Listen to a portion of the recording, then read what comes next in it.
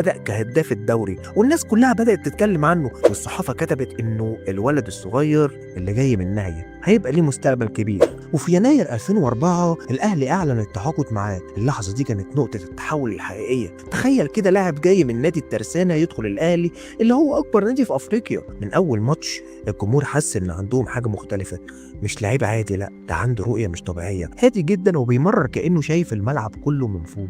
واحدة من أشهر لحظاته اللي مش ممكن تتنسي هو نهائي دوري أبطال أفريقيا 2006 ضد الصفاقسي. الأهلي خلاص كانت البطولة بتروح من إيده، والدقيقة الأخيرة تيجي عند أبو تريكة. لمسه من عماد متعب، مرتده، تصوير. الأهلي بطل أفريقيا. الهدف ده اتسمى بهدف القرن، والناس لحد دلوقتي بتفتكره. وده مش كان هدف عادي، ده كان لحظة بتبين إن أبو تريكة موجود عشان يصنع التاريخ. أبو تريكة مع الأهلي حصد كل البطولات، الدوري 7 مرات، ودوري أبطال أفريقيا 5، والسوبر أفريقيا 4، وكمان شارك مع الأهلي في كأس